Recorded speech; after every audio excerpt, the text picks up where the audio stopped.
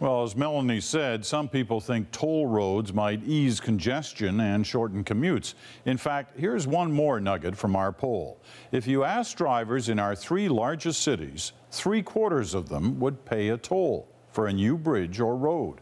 So is it now the time for tolls? Our Lynne Robson took the idea out for a spin. It is pretty much bumper to bumper. In Calgary, in Vancouver, in Toronto and cities all across Canada. Too many cars going nowhere fast. Traffic demand exceeds the capacity.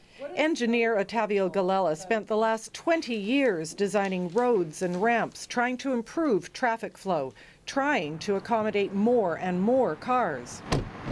Now he looks at some of those outdated roads and says the old ways don't work anymore. I designed all of this. Did you really? All of this. We need a completely different approach to get rid of gridlock in our metropolitan areas. So we must tackle the problem from the point of view of managing the demand. Especially managing demand through tolls on bridges and highways. They're commonplace in Europe and in the United States. By comparison, in all of Canada, there are only 18 tolls. And of those, 12 are on bridges and tunnels that straddle the Canada-US border. That may be about to change as cash-strapped governments struggle with infrastructure costs. When the federal government announced a new bridge for Montreal, it was clear the plan is to share the financial burden. The federal government has a clear preference for a public-private partnership. That means tolls for the new Champlain Bridge and many other new infrastructure projects.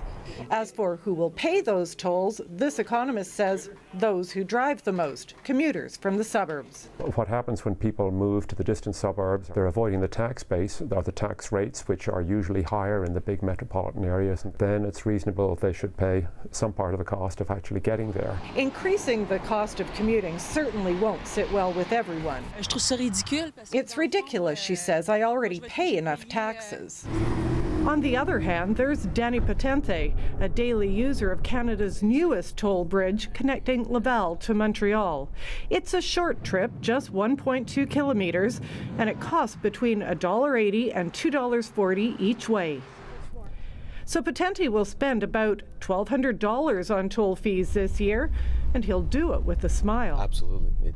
It has literally changed my life. It has cut 50% of my commute to and from work. I think that's the main key. And that, says Galella, is exactly the point. Tolls will ease congestion. They'll convince some drivers to travel at different hours or use public transit. Tolling our road infrastructures means creating a better environment with less pollution, better mobility, more money for transit. Better living through tolls, he says, a trend that is likely coming to a bridge or highway near you soon. Lynne Robson, CBC News, Montreal.